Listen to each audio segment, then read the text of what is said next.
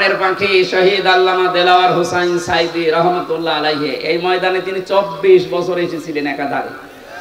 আমি ছেলের এই 3 বছরে মাত্র একদিন তার সাথে ছিলাম। তার কাছে বহু অফার এসেছিল, আমার ভালোভাবে চেনি না, ওনার মানে অনেক কিছুই তো দুর্বল হয়ে গেছে। আমি যখন কাছে গিয়ে বলতাম, হুজুর আমারে চেনেন, আমি হামজা।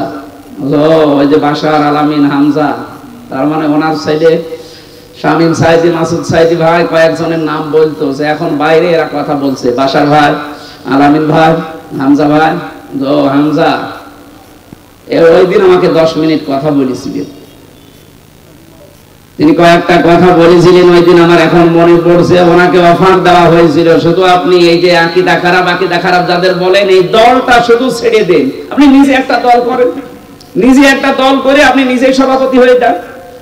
বাংলাদেশে বহু দল এরকম আছে না, দুনিয়ার স্বার্থ পেয়ে নিজে দল খুলেছে, খালি নিজের সভাপতি আর ছেলে সেক্রেটারি, আর কেউ নেই। আমি বানিয়ে বললাম, এদেশে বহু দল এরকম আছে, শুধু নিজের সভাপতি আর ছেলে সেক্রেটারি। বাংলাদেশের একটা লোক নেই।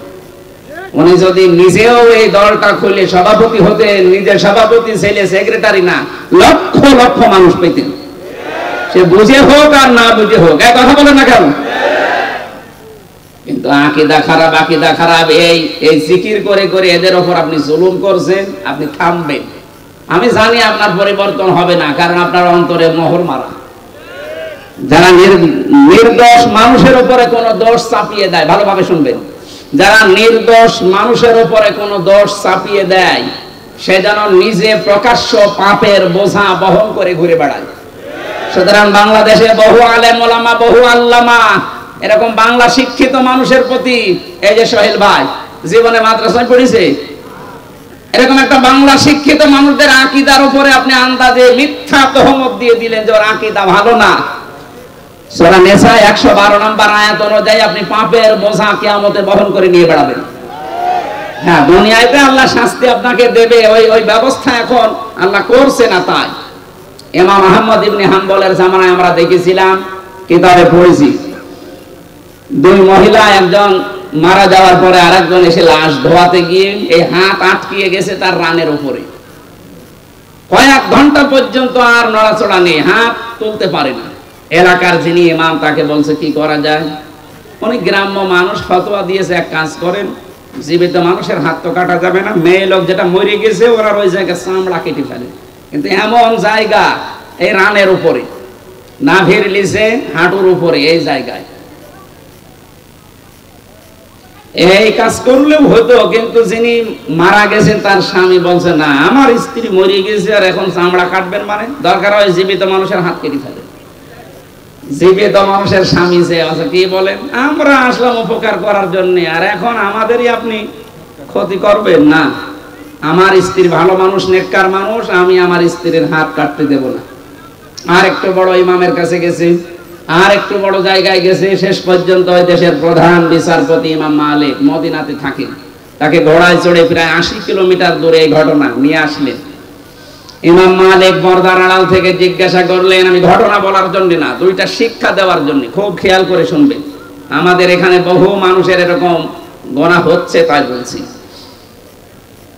ইমাম মালিক জিজ্ঞাসা করলেন, মেয়ে কি করিস বলো। মেয়েটা বলে, ইমাম আমি কিচ্ছু করি নাই, আপনি আমাকে বাঁচান। ইমাম বলে, হ্যাঁ আমি বাঁচাতে পারি, যা যা হয়েছে তাই তাই তোমাকে সত্যি বলা লাগবে। বলে, হ্যাঁ আমি সব বলবো, বলো। আমি আসলাম বাড়ি থেকে, মেয়েটাকে চাদর দিয়ে চারদিকে ঘিরে নেওয়া আছে, তার প্রসাব পায়খানা পরিষ্কার করিয়ে আমি শুধু রানের উপরে হাত দেওয়ার সময় একটা মন্তব্য করেছিলাম। মন্তব্যটা মারা যাওয়ার কিছুদিন আগে একটা পুরুষের সাথে বাড়িতে ঢুকতে দেখেছিলাম আমি, কিন্তু পুরুষটা কে এটা আমি ধারণায় আমার আসে নাই, চিন্তায় আসে নাই। পরবর্তীতে এই যে হাত লেগে যাওয়ার পর যখন সব দিকে হইচই পড়ে গেছে, তখন তার ছেলে আর স্বামীকে জিজ্ঞাসা করা হয়েছে যে এই কাজটা আমি করে ফেলেছি। আমি কিন্তু একটা ধারণা করেছিলাম এই মহিলার উপরে। কিছুদিন আগে, খুব বেশি হলো আজকে থেকে 7 দিন আগে, একটা পুরুষের সাথে তাকে আমি বাড়িতে প্রবেশ করতে দেখেছি। আমি ধারণা করেছিলাম তোমার উপরে তো ফিটফাট ভালোই লাগে, ভেতরে চরিত্র এত খারাপ এ পুরুষের সাথে, অথচ ওইটা ছিল তার আপন ভাইয়ের ছেলে। ভাইয়ের ছেলে তার জন্য কি হয় বলেন তো? ফুফু। কি হয়?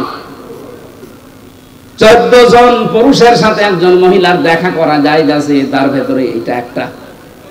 কথা বলেন না কেন? 14 জন পুরুষের সাথে একজন মহিলার দেখা করা যায় যাচ্ছে, তার ভেতরে এটা একটা। নিজের আপন ভাইয়ের ছেলে, আপন বোনের ছেলে, এদের সাথে দেখা করা ফুফুর জন্য, খালার জন্য জায়েজ নেই? বলেন বলেন। তা আমি তো পর পুরুষ মনে করে আন্দাজে ধারণা করেছি, নিক্ষেপ করার কারণে আমার মনে হয় আল্লাহ হাত আটকিয়ে দিয়েছে। ইমাম মালিক বললেন, হ্যাঁ এটা আমি ধারণা করছি। কোরআনে কারিম এরকম একটা কথা আল্লাহ জানিয়েছেন, অমাইয়া কেসেবে খতিআতান আও ইসমান সুম্মা ইয়ারমি বিহি বারিআন ফাকাদ ইহতামালা বুহতানা ওয়া ইসমান মুবিনা। দুনিয়াতে এমন বহু মানুষ আছে নিজে পাপ করে, নিজে অন্যায় করে, আর অন্যায়টা যখন সংগঠিত হয়ে যায়, তখন একটা নিরপরাধ ভালো নির্দোষ মানুষের উপরে দোষটা চাপিয়ে নিজে ভালো সাজে, সে যেন প্রকাশ্য পাপের বোঝা বহন করে নিয়ে বেড়াচ্ছে। আমার তো আয়াত পড়ার পরে মনে হচ্ছে বাংলাদেশে বিশেষ করে 15.5 বছরে বহু মানুষ এই আয়াতের সাথে 100 ভাগ মিলে যাচ্ছে।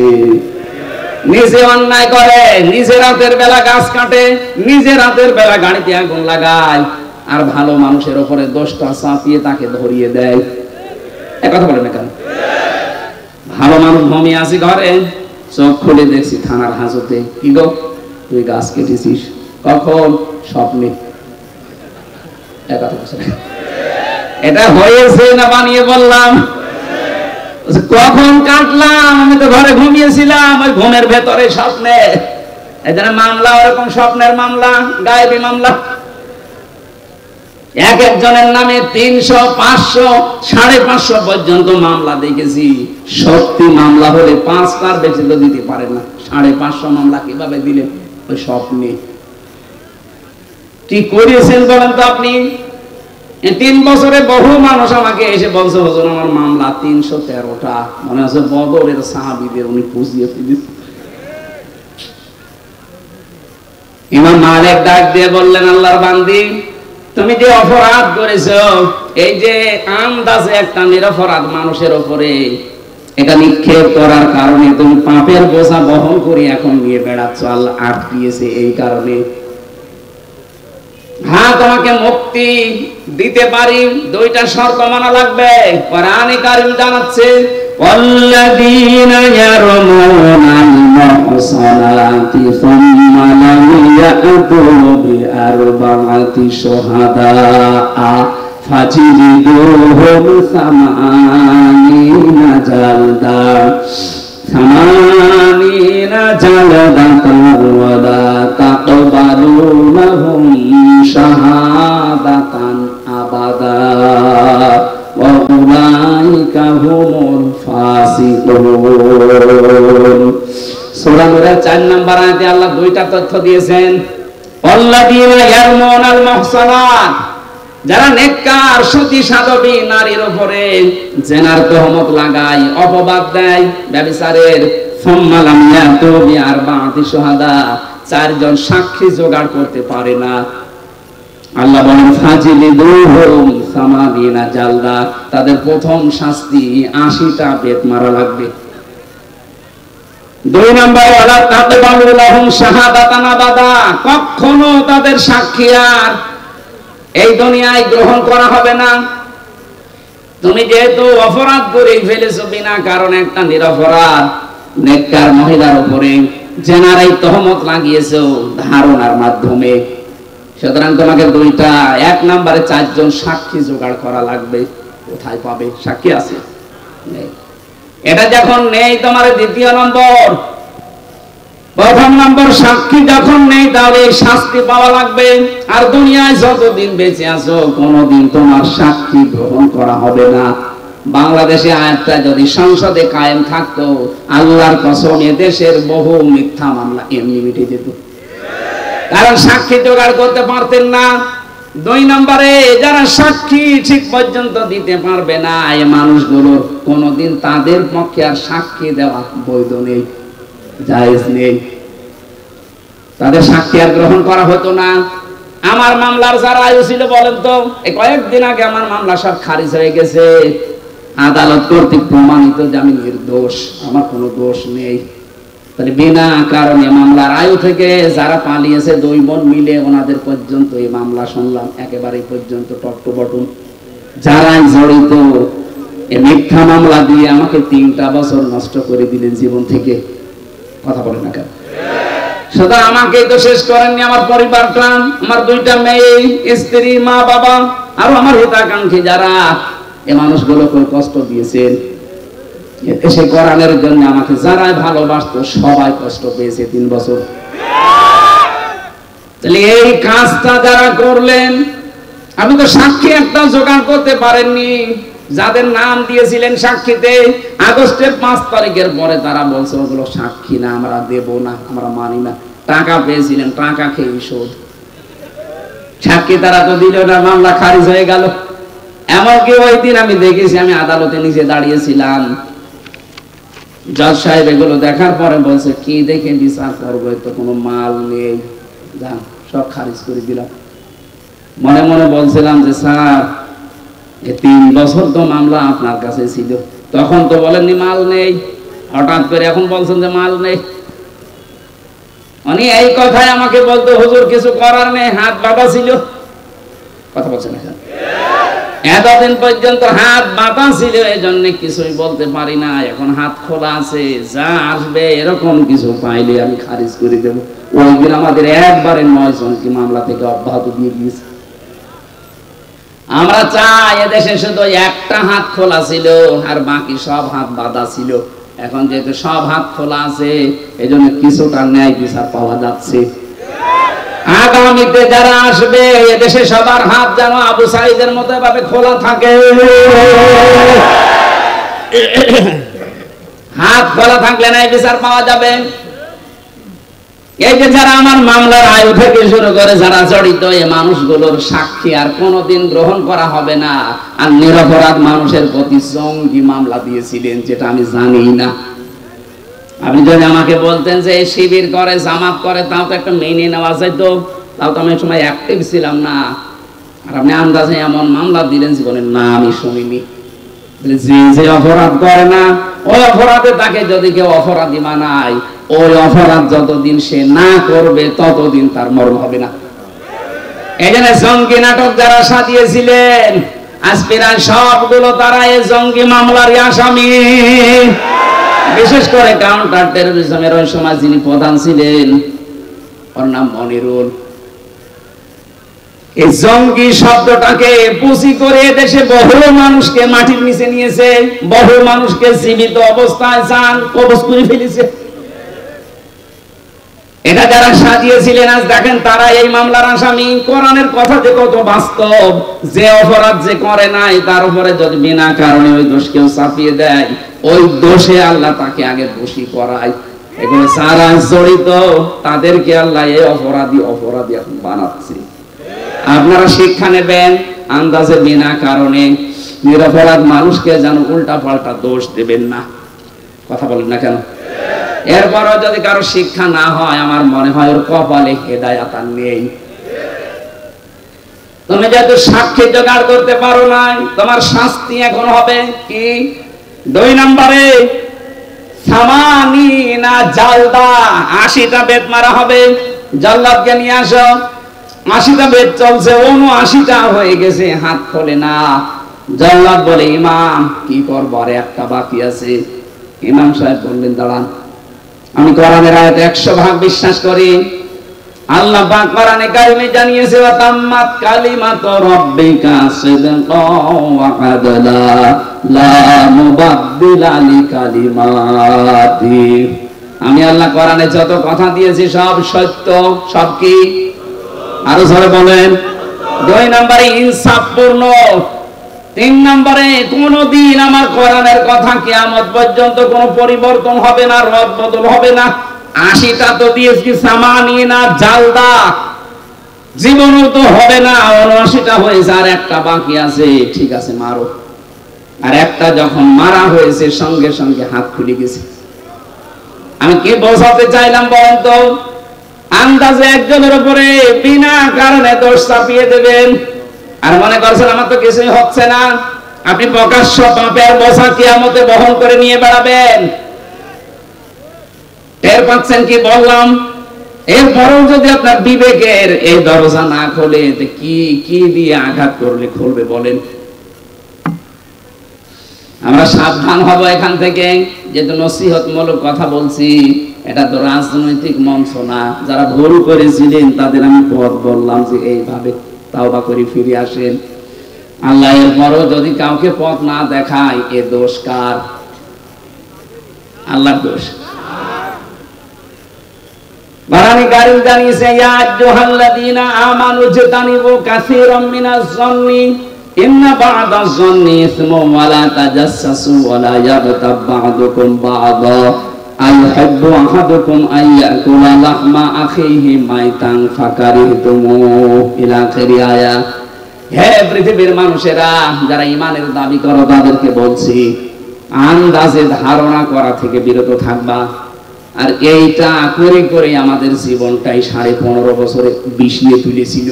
আন্দাজে ধারণা করা, এ ধারণা করা যে গোনার কাজ। তোমরা একে অন্যের পেছনে লেগে থাকবা না, এর কথা ওর কাছে লাগাবা না। এই যে দোষ চর্চা করা, মানুষের পেছনে লেগে থাকা, ফেসবুকে দেখতে পাচ্ছি এটা নিয়ে যুদ্ধ চলছে। এটা বন্ধ হওয়া দরকার। আপনি এমন এমন মানুষের পেছনে আন্দাজে দোষ চর্চা করেন, লেগে থাকেন, জানেন ওই লোকটার ভেতরের অবস্থা জানেন। আন্দাজে একটা মিথ্যা যে ছড়িয়ে দিলেন, আপনার কারণে ওর সম্মান নষ্ট হয়। কথা বলেন না কেন? এটা ফেসবুকে আজ দেখতে পাওয়া যাচ্ছে না? আন্দাজে একজন মানুষের পেছনে এমন লাগা লাগে মনে হয় ও সব জানে, অথচ পেটে বোম মারবে এমন কিছু বলতে পারবে না। আশা করছি এই গোনা থেকে আপনি মুক্ত হবেন এক্ষুনি। সঠিক না জেনে আন্দাজে কোনো কথা বলবেন না। আমি এর আগে কিছু বলে ফেলেছিলাম, আমি তওবা করে নিয়েছি। না, আমি মিথ্যা বলিনি, আমি ভুল তথ্য মিস্টেক হওয়ার কারণে বলে ফেলেছিলাম। তাও আমার নিজের কথা না, আমাকে বলা হয়েছিল, আমি যাচাই না করে বলেছিলাম। এজন্য যাচাই না করে বললে যে ক্ষতি হয়ে যায়, এটা আমি টের পেয়েছি। এই যে ফারুকের কথাটা বলেছিলাম, এটা আমার কথা না। বগুড়াতে ওই দিন স্টেজে ওঠার আগে কওমি মাদ্রাসা মহাতামিম, উনি আমাকে মোটরসাইকেলে নিয়ে যাচ্ছিলেন স্টেজে দিনের বেলা। ওই সময় আমাকে ওঠার আগে বললেন যে কিছুক্ষণ আগে ফারুকি কট খেয়েছে আর আসিফ মাহমুদ স্যার ওই জায়গায় ইন হয়েছে। ওনার কথাটা আমি আসলে যাচাই করার সময় পাইনি। ওখানে আর 1.5-2 মিনিট পরে আমি স্টেজে, এই জন্য বলে ফেলেছিলাম এটা ঠিক হয়নি। এরকম আরো যে তথ্যগুলো বিভ্রাটের কারণে, যে যাচাই বাছাই না করে যেগুলো বলেছি ওগুলো আমি জাতির কাছে স্বীকার করছি, ক্ষমা চাচ্ছি। বাকি যেগুলো কোরআন হাদিস থেকে তথ্য দিয়েছি, একটা তথ্য আমার জানা মতে অন্তত ভুল হয়নি। জেনারেল কিছু কথা হয়তো গড়মিল হতে পারে, মিথ্যা না, মিস্টেক হতে পারে। মিথ্যা আমি বলিনি কোনো তথ্য। কোরআনে কারীম তো প্রশ্নই আসে না, হাদিসেরও প্রশ্ন আসে না। জেনারেল যে কথা, বাংলা কথা কিছু বলা হয়, এর ভেতরে হয়তো যাদের কাছে শুনেছি এই মানুষগুলো ওই রকম গ্রহণযোগ্যতা সম্পন্ন মানুষ না। এই জন্য আমি জাতির কাছে এটা রেকর্ড হচ্ছে। ভুল করলে স্বীকার করা এটা দোষের কিছু না। কেউ কথা বলেন না কেন? এটা আমি কোরআনের পাখির কাছে শেষ শব্দ শুনেছিলাম যে ভুল কিছু করলে স্বীকার করবা, এর দ্বারা সম্মান আরো বাড়বে। কিন্তু আমাদের চরিত্র, বাংলাদেশের মানুষের ভুল করলে স্বীকার করা তো দূরের কথা, আরো বৃত্তি বাড়ে। কথা বলেন না কেন? এখনো পর্যন্ত যারা এই 5 আগস্টের সাথে জড়িত, এত বড় গণহত্যার সাথে, এখনো অনেকে স্বীকার করতে রাজি না। স্বীকার করেন, আপনি অনুশোচনা করেন, অনুতপ্ত হয়ে বলেন যে না ভুল হয়ে গেছে, শাস্তি যা আছে দেন। তাহলে শাস্তি যা আছে, 165টা মামলা হয়েছে। আমার 2 মামলায় যদি 3 বছর হয়, 165টা মামলা তখন তো মিথ্যা ছিল, আর আপনার জেনুইন মামলা। কথা বলেন না কেন? ডক্টর ইউনূস কয়েকদিন আগে ঘোষণা দেয়নি যে শুধু 5 আগস্টের বিচার না, 2006 থেকে 28 অক্টোবর থেকে শুরু করে 24-এর 5 আগস্ট পর্যন্ত যা হয়েছে সব বিচার আমরা করব। আর আমরা মামলা আমরা দেখতে পাচ্ছি এইভাবে মামলা হয়েছে। সুতরাং 165টা মামলার যদি 1.5 বছর করে শাস্তি হয়, কতদিন হতে পারে আপনি বলেন? আমার মনে হয় আপনি কবরে চলে যাবেন। এরপরে আবার জীবিত হবেন, এরপর আবার কবরে যাবেন। আমি মকিম গাজীকে পেয়েছিলাম জেলখানায়, বললাম ভাই কয় বছর আপনার জেল? বলছে 160 বছর। 160 বছর ওর জেল, ওর হায়াত আছে অতদিন, ও কবরে চলে যাবে না? আবার জীবিত হবে, আবার জেলে যাবে, তারপরও শোধ হবে কিনা আল্লাহ জানে। তা আপনি যা করেছেন যদি সত্যি অনুশোচনা আসে আপনার ভেতরে, আমি যেমন ভুল করেছিলাম আমি স্বীকার করলাম, আপনি ভুল করেছেন, বলেন যে হ্যাঁ এই যে 3000 2000 কে 3732 জন মানুষ হত্যার সাথে আমি জড়িত, আমার নির্দেশে 6 সাল থেকে আরম্ভ হয়েছে, বলেন না কেন, অসুবিধা কি? কারণ আপনি তো বলেছিলেন লোকে বইটা নিয়ে আসুন, এরা তো আর এমনি যেতে চায়নি, আপনি বলেছিলেন এরা নিয়ে গেছে, আপনি হুকুমের আসামি, এই কথা বলছেন না কেন? এটাকে আমি মিথ্যা বলছি না সত্য? এটা একেবারে পানির মতো স্বচ্ছ দেখা যাচ্ছে। এক হিন্দু ড্রাইভারকে পেয়েছিলাম ওই 7 সালে 6 সালের ঘটনার পরে, এখান থেকে যাচ্ছিলাম সিরাজগঞ্জ গোল চত্বর থেকে, মাহফিল ছিল আমার এই যে রায়গঞ্জ না রায়পুর আছে এখানে ছিল, ওনারা মোটর সাইকেলে দিয়ে গেল এই মোড়ে, তখন বাসে আসতাম, তখন কেবল দাখিল পরীক্ষা দিয়ে আলেমে পড়ি, এই সময় ওই ছোটখাটো মিলাদ পড়তাম, আমারে নিয়ে বাসে তুলে দিল, বাসের গাড়ির ড্রাইভার এই যে নাটোর রোডে এই বনপাড়ার এই রোডে যাওয়ার সময় রাস্তার মাঝে একটা কুকুর মরিয়ে পড়ে আছে, কুকুরের উপর দিয়ে না দিয়ে বাম দিয়ে গাড়ি ঝাঁকি দিয়েছে, ড্রাইভারকে বললাম আপনি এমন করলেন, এখনই তো উল্টিয়েছে, আমার বসে দেখছেন একটা কুকুর মরিয়ে পড়ে আছে, আমি আবার ডবল করে চাকা দেবো, আমার বিবেক নেই। আমি বললাম আরে ভাই তো মরা কুকুর, একে মেরে ফেললে কি আর না মারলে কি? ড্রাইভার আমার দিকে ঘুরে বলছে হুজুর আপনি কি আসলে হুজুর নাকি বেশ ধরেছে, আপনি কেমন হুজুর? দেখছেন যে একটা মরা কুকুর পড়ে আছে, আমি ডবল করে গাড়ির চাকা চালাবো, আমার বিবেক নেই? হ্যাঁ। আপনার নাম কি? সুব্রত। আপনার নাম শুনে বুঝলাম ওর ইমান নেই, কিন্তু বিবেক আছে, কথা বলছেন না? ওর গায়ে থাবা দিয়ে বলেছিলাম যে ভাই আপনার ইমান নেই কিন্তু আপনার বিবেক আছে, যে মরা জিনিস আপনি আর ডবল করে মারলেন না। অথচ গত বছরে, এটা 7 সাল, গত বছরে 6 সালের অক্টোবরের 28 তারিখে আমার জসিম ভাইকে ওরা মেরে ফেলার পরে লাশের উপরে ড্যান্স দিয়েছে। এদেরকে মানুষ বলা যায়? এখনো পর্যন্ত যারা বলছেন না কি হয়েছে কি হয়েছে, আপনার উপরে তো হয়নি, ওই জসিম যদি আপনার বাবা হইতো আপনি টের পেতেন। কথা বলেন না কেন? এখানে যার কাছে যে অপরাধ আমরা করি তার কাছে যে স্বীকার করব, অনুশোচনা করব, অনুতপ্ত হব, এটা আমাদের আদি পিতা করেছিলেন, এই জন্য সে মাপ পেয়েছেন। শয়তান করে না, এই জন্য সে মাপও পায় না। হযরত আদম আলাইহিস সালাম বলেছিলেন রব্বানা যালামনা আনফুসানা, হে আল্লাহ আমার ভুল হয়ে গেছে, আমি জুলুম করে ফেলেছি, তুমি যদি আমার উপরে রহমত নাজিল না করো, আমাকে যদি মাফ না করো, তাহলে ক্ষতিগ্রস্ত হয়ে যাব। অন্যায় করার পরে স্বীকার করা, আফসোস করা, অনুশোচনা করা, অনুতপ্ত হওয়া, এটা আদম আলাইহিস সালামের খাসলত। কথা বলেন না কেন? আর অন্যায় করার পরে স্বীকার না করে আর্গুমেন্ট পেশ করা শয়তানের খাসলত। ও বলেছিল আনা খায়রুম মিনহু খালাকতানি মিন নার ওয়া খালাকতাহু মিন তিন, যে আমি একে সেজদা দেব মানে আমি আগুনের তৈরি আর ওটা মাটির তৈরি, আমার ভেতরে পাওয়ার আছে, শক্তি আছে, আমি সব জ্বালিয়ে দিতে পারি, আর ও মাটি উপরে থাকে, ও তো ক্ষমতাই নেই। শয়তান অহংকার করেছিল ক্ষমতার পাওয়ারে, কিসে বলেন বলেন? শয়তান যদি ক্ষমতার অহংকার করার কারণে আল্লাহর কাছে 2টা জিনিস থেকে চির বঞ্চিত হয়েছে, 1 নম্বরে শয়তান কোনোদিন ক্ষমা পাবে না, 2 নম্বরে শয়তান কোনোদিন জান্নাত পাবে না। এই 15.5 বছরে যারা ক্ষমতার দম্ভ দেখিয়েছেন, যারা ক্ষমতার দম্ভ দেখিয়েছিলেন, বলেন তো এই শয়তানের সাথে মিলে যাচ্ছে কিনা? আমি কোরআনে কারিমে একটা আয়াত পেয়েছি, আল্লাহ পাক বলেন ফাতিলকা বুয়ুতুহুম খাওবিয়াতাম বিমা যালামু, আল্লাহ যেন হাত দিয়ে দেখাচ্ছে, হে নবী ওই যে ওই ঘরের দিকে তাকান, ফাতিলকা বুয়ুতুহুম খাওবিয়াতাম বিমা যালামু ইন্না ফি যালিকা লাআয়াতাল লিকাওমি ইয়ালামুন। এটা সূরা নামলের ভিতরে আছে 52 নম্বর আয়াত। আপনি একটু তাকান না কেন, আমি হাত দিয়ে দেখাচ্ছি, ওই যে ওই ঘর, যে ঘরে বসে জালেমরা দুর্বিসন্ধি করত। আর সারা বাংলাদেশের 64 জেলার অবস্থা এক, যেখানে যেখানে জালেমরা দুর্বিসন্ধি করেছে ইসলামপন্থী মানুষদের বিরুদ্ধে, এই ঘরগুলো আজ আল্লাহ উজাড় গৃহ বানিয়ে দিয়েছে। আমার কুষ্টিয়ার খবর বলছি, সারা দেশের অবস্থায় কিন্তু একই। আপনি তাকান, এই ঘরগুলো আজ আল্লাহ মনে হচ্ছে হাত দিয়ে দেখাচ্ছে, ওই দেখ হানিফের ঘরের দিকে তাকা, টয়লেট বানিয়ে দিয়েছে, জাতীয় টয়লেট। আবু জাহেলের বাড়ি বানিয়েছিল আন্তর্জাতিক টয়লেট, এখানে তার আন্তর্জাতিক মানুষ আসে না, এজন্য এটা বানিয়েছে জাতীয় টয়লেট। ইনোর বাড়ি বানিয়ে দিয়েছে জাতীয় টয়লেট। শুধু ওর বাড়ি না, ওর চেহারা পর্যন্ত মানুষ এখন পচা ডিম মারছে। এই কথা বলেন না কেন? এর চাইতে আল্লাহ কি দেখাবে আর বলেন তো? এটা তো কুষ্টিয়ার খবর বললাম, বাকি জেলাতে এর চাইতেও খারাপ অবস্থা, বিশেষ করে ঢাকা। এত জাঁকজমকপূর্ণ ছিল, কালকে দেখলাম পেপারে, এত জাঁকজমকপূর্ণ ছিল যে জায়গাটা শুধু যেতে পারলে অনেকে চুমা খেত। সেই জায়গাটা এখন উজাড় গৃহ হয়ে গেছে। এই 3 মাসের ভেতরে সেই জায়গা মনে হচ্ছে শয়তান বাস করে। আপনি যেতে দেন এভাবে, আর কিছুদিন ওই জায়গাটা আমার মনে হয় আবু জাহেলের বাড়ির মতো আন্তর্জাতিক টয়লেট হয়ে যেতে পারে। কাবা শরীফ যখন তাওয়াফ করছিলাম 16 সালে, হঠাৎ আমি উপরে আসলাম, দেখে আমার পেটে ব্যথা করছে। এক পুলিশকে ডাক দিয়ে বললাম, ভাই আমি তো এতক্ষণ ভালো ছিলাম, আমার নিজের ভাষা না, ওর ভাষা দিয়ে, এখন আমার পেটে ব্যথা করছে, কারণ কি? পুলিশ আমারে বলছে, ইয়া হাজি হজ্জা বাইনা বিলাদুকা।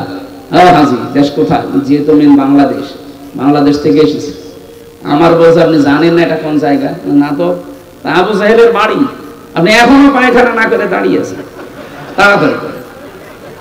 আল্লাহ সত্যি ওর কথা বলতেছে, কাজ করে দেখে আমার পেটের ব্যথা ভালো হয়ে গেছে। আমার তো মনে হচ্ছে এরকমই কিছু সামনে হতে যাচ্ছে, নাই তো আল্লাহ ফা তিলকা দিত না। তিলকার আগে ফা আছে, যারা আরবি গ্রামার বোঝে ওদের জিজ্ঞাসা করেন। বালাগাত মান থেকে ফা শব্দটা 13টা অর্থে ব্যবহার হয়। সত্যি যে সমস্ত ঘরে বসে দুর্বিসন্ধি হয়েছে জুলুম করার জন্য, ওই ঘরগুলো আল্লাহ বাস্তবে এভাবে দেখিয়েছে। ফা তিলকা বাইতুনের বহুবচন বুয়ুত, তার মানে এদেশে বহু ঘরে এরকম জুলুমের কথাবার্তা বলা হয়েছে, দুর্বিসন্ধি করা হয়েছে। এই আয়াতগুলো আমার মনে হয় সামনে আমাদেরকে আল্লাহ একেবারে খাপের খাপ, মমতাজের বাপ দেখাবে। এই কথা বলছে না, আমাকে রাগ হয়ে গেল। এই জন্য ধারণা থেকে বেঁচে থাকবেন, উল্টা পাল্টা ধারণা করবেন না কারো উপরে। যাদের উপরে আন্দাজ এরকম তহমত দিচ্ছেন যে আকীদা খারাপ, আকীদা খারাপ, ওদের আকীদা পবিত্র কত আপনি টের পাচ্ছেন। আমি নিজে কাছে থেকে দেখেছি এই মানুষের আকীদা, বিশ্বাস, এদের যে আল্লাহর উপরে তাওয়াক্কুল, এই মানুষগুলোর যে ইখলাস, কাছে না থাকলে দূর থেকে খালি ফতোয়া দিয়ে যাবেন। 5 দিন থাকেন তার কাছে, তার ইবাদতের মাত্রা কি আপনি এখনো টের পাননি। আন্দাজে সারা পৃথিবীর মানুষের মহব্বত আল্লাহ তার অন্তরের ভেতরে, তার মহব্বত সারা পৃথিবীর সৃষ্টি জগতের ভেতরে এমনি ঢুকিয়ে দেয়, কাজ করা লাগে। এই কথা বলছে না কেন? তার মতো চেহারার মানুষ নেই দেশে। কই তাদের উপরে তো মানুষের ভালোবাসা মহব্বত তৈরি হয় না? তৈরি হয় কেন? ইন্নাল্লাযীনা আমানু ওয়া আমিলুস সালিহাতি সায়াজআলু লাহুমুর রহমানু ওদ্দা। যারা ঈমান আনে, ঈমানের দাবি অনুযায়ী যারা ভালো ভালো কাজের আঞ্জাম দেয়, এখানে সালেহ শব্দটা আছে। সালেহ মানে কি বলেন তো? আমরা অনেকেই মনে করি সালেহ মানে নেককার, ভালো না। শুধু এতটুকু না, আধুনিক ব্যাখ্যা হচ্ছে সালেহ মানে যোগ্য। সালেহ মানে কি? এই বাংলাদেশের সত্যিকার অর্থে যারা ঈমান এনেছে, ঈমানের দাবি অনুযায়ী তারা এমন সালেহ, এমন যোগ্যতা সম্পন্ন মানুষ তৈরি করতে চাচ্ছে যারা এই দেশটা চালাতে পারে। আমি নাম নিলাম না, আপনি একটু, আমাদের চিকিৎসা বিভাগে লোক নেই, তারা লোক তৈরি করছে।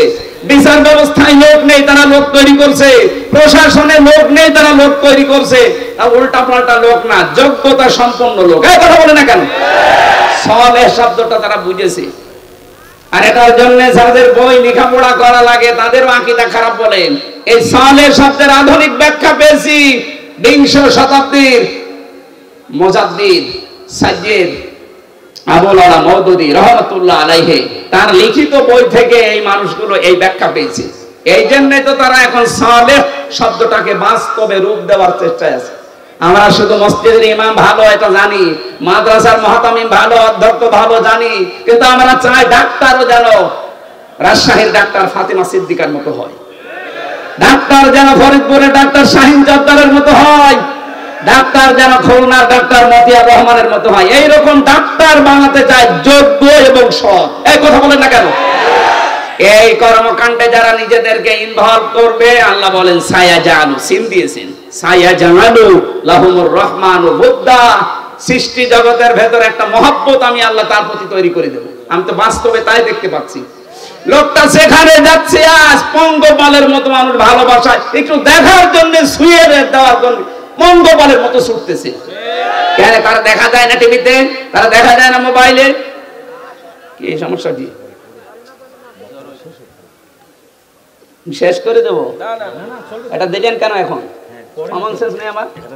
কেন? কি সমস্যা? কি আপনি কথা শুনছেন না? তাহলে আমি কিন্তু জিজ্ঞাসা করবো চলে মানে কি? আধুনিক ব্যাখ্যা যদি বলতে না পারেন না, ওই খালি 1500 বছর আগের পড়া বাদ দিন। আমার মনে হয় বিরক্ত হয়ে গেছেন আপনারা না? শেষ করে দেবো? কোরআনে কারীম থেকে 6666, 6636 দুইটা মতই আছে। একটা মত আমরা মানি, 6666 মানেন। এর ভেতরে একটা মাত্র আয়াত পড়েছি, 4টা কথা আল্লাহ দিয়েছেন আয়াতের ভেতরে। এক একটা শব্দের ভেতরে লক্ষ লক্ষ কথা। ফি জিলালিল কোরআনে আমি জেলখানায় বসে বসে দেখেছিলাম, ওখানে জিলালিল কোরআনটা আর তাফহিমুল কোরআনটা পাওয়া যায়, অন্যান্যটা নেই। কারণ যারা যায় তারা তো এই ধরনের মানুষ যায়, এরা যেভাবে হোক ঢোকায়। আমি জিলালিল কোরআন থেকে আজকে তাফসীর করছি না, আপনারা উঠে চলে যাচ্ছেন মানে? দু একজন যান, যুবক মানুষ যাবেন না, তাহলে কিন্তু সমস্যা আছে। হ্যাঁ, যুবক মানুষ যাবেন না, কারণ এখানে মেয়েদের অনেক মেয়ের বাপ আসে জামাই খুঁজতে। এখন আপনি যদি 1-1.5 ঘন্টা 2 ঘন্টা পরে চলে যান, ও বলবেন না, এর কাছে মেয়ে বিয়ে দিলে মেয়ে জাহান্নামে যাবে। এই জন্য আপনি নিজের পায়ে নিজে কোড়াল মারবেন না, অন্তত কিছুক্ষণ বসেন, কষ্ট হলেও। 1-1.5 ঘন্টা আপনি যদি বসে থাকতে না পারেন, আপনার বিয়ে করলে আপনার বউ মনে হয় টেকবে না, শেষে এই সিরাজগঞ্জের বদনাম হবে নাকি?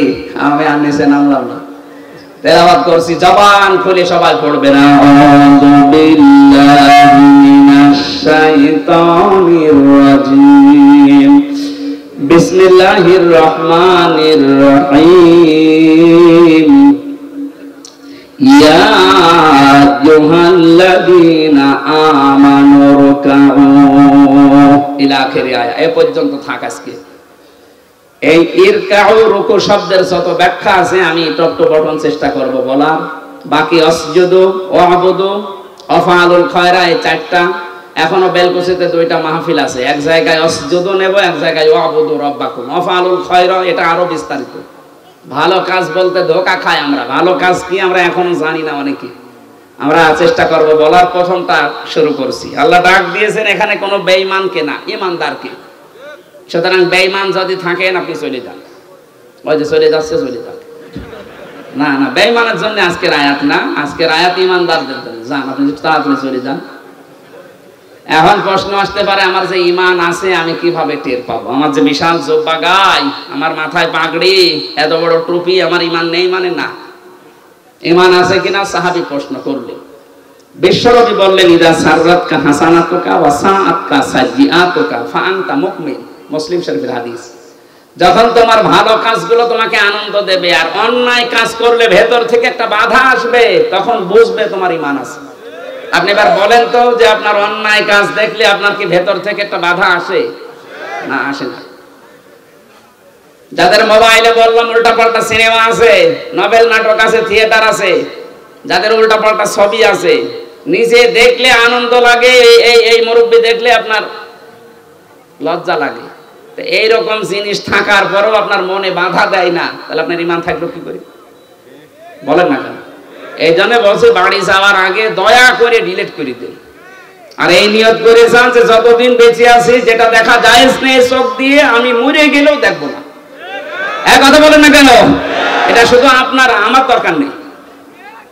আমি সহ যারা আছি অন্তত এই গোনা থেকে, চোখের এই গোনা থেকে আমরা আজকে মোবাইলটাকে পবিত্র রাখি। আমার এর ভেতরে আন্তর্জাতিক স্কলার যারা, বিশেষ করে ডক্টর নোমান আলী খান, ডক্টর জাকির নাইক, আর আমার খুব বাংলাদেশের সাজ্জাদ কামাল উদ্দিন জাফরি হাফিজাহুল্লাহ, ওনার লেকচার আছে। বাকিটা আমার মেয়ের কয়েকটা ছবি আছে, অন্য কিছু আর নেই। আর আপনার মোবাইলে খালি পরিমণির ছবি। এরকম মোবাইল দেশে নেই, বাড়ি যাওয়ার আগে ডিলিট করে দেবে।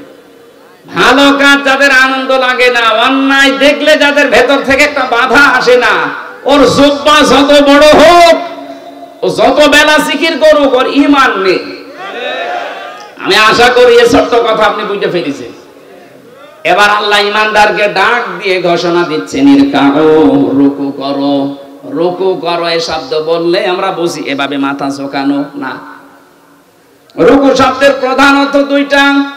কোরআনে কারিমে এটা 42-43 নম্বর আয়াত সূরা বাকারা আছে, ওয়া আকিমুস সালাতা ওয়া আতুজ যাকাতা ওয়ারকাউ মা'আর রাকিঈন।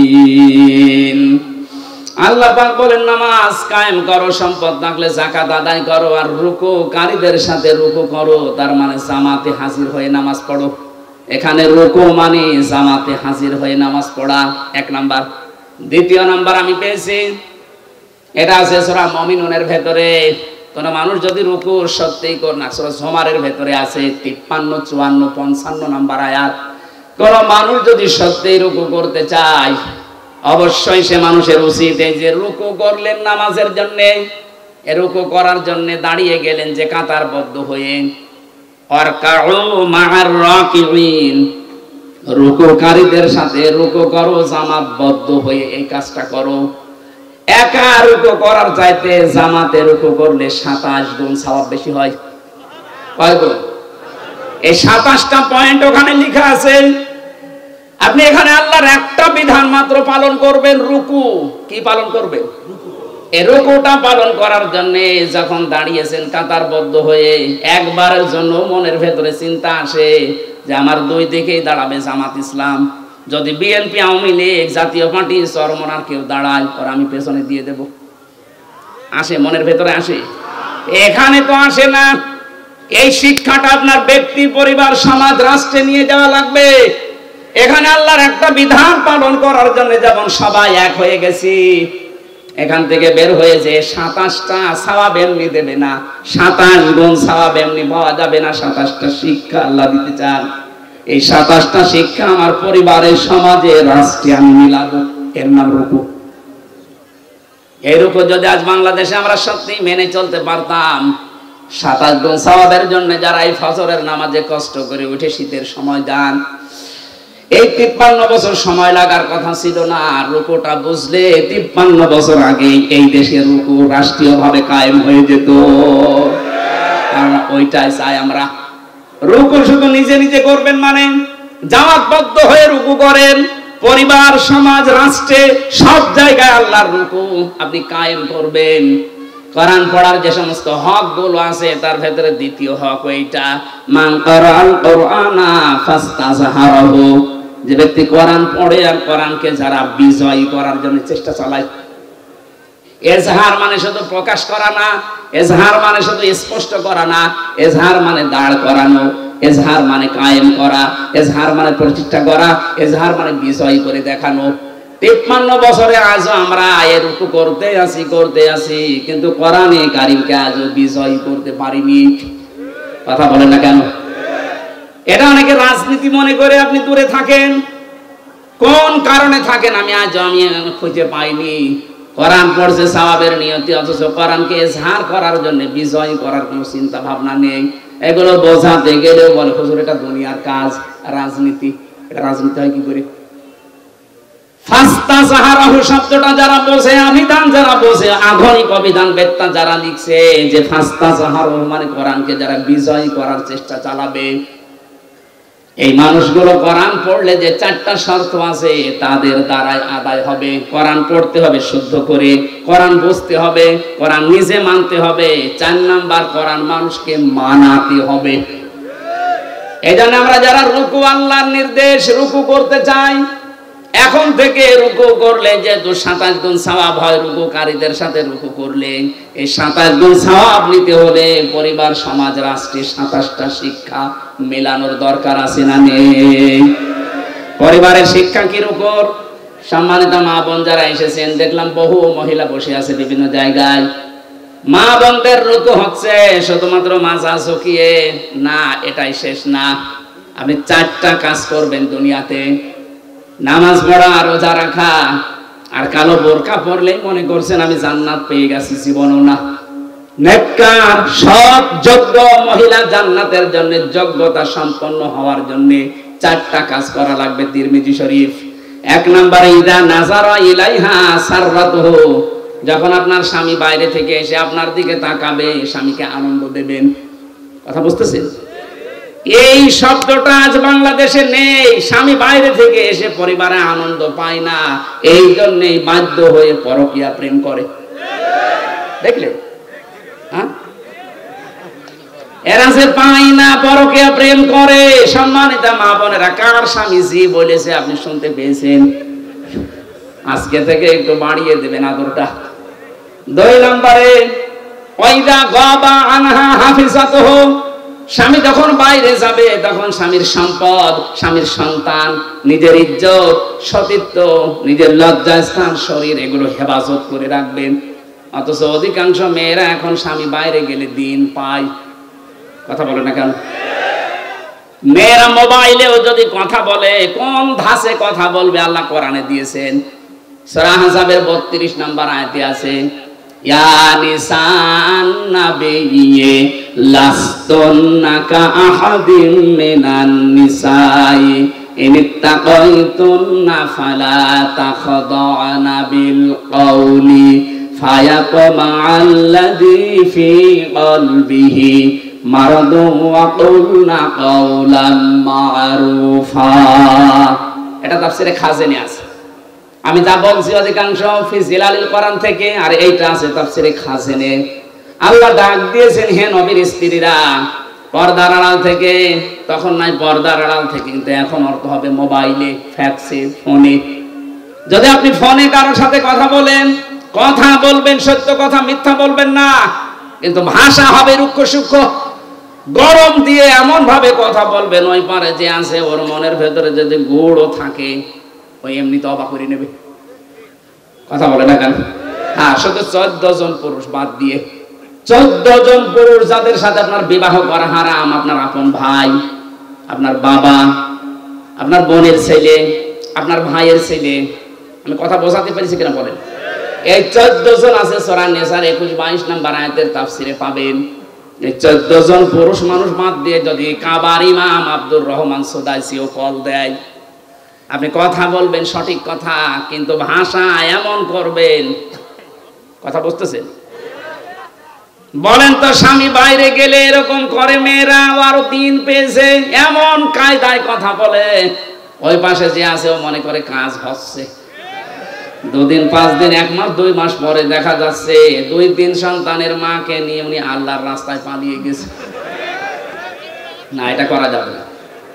3 নাম্বারটা বলার জন্য আমি এর উপর ব্যাখ্যায় হাদিসটা নিয়ে এসেছি। এই ভালো করে শুনেন।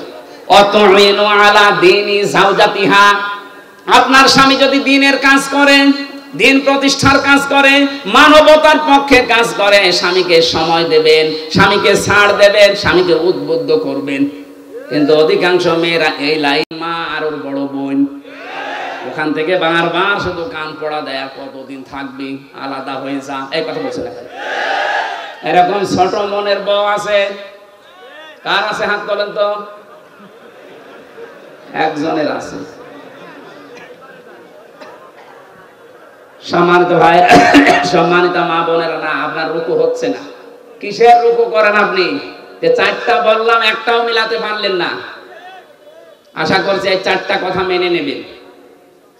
এই রুকু যদি এভাবে আমরা পয়েন্ট আকারে দুনিয়াতে করতে পারতাম, এই পৃথিবীর চিত্রই পাল্টিয়ে ফেলতে পারতাম। আর আমরা ওই রুকুই চাচ্ছি সামনে ইনশাআল্লাহ। আমি জেলে বসে মাওলানা মামুনুল হকের সাথেই ছিলাম। আমিরে জামাত ডাক্তার শফিকুর রহমান 4 দিন ছিলেন আমার সাথে। সেক্রেটারি জেনারেল অধ্যাপক মিয়া গোলাম পরোয়া প্রায় 1.5 বছর ছিলেন আমার পাশে।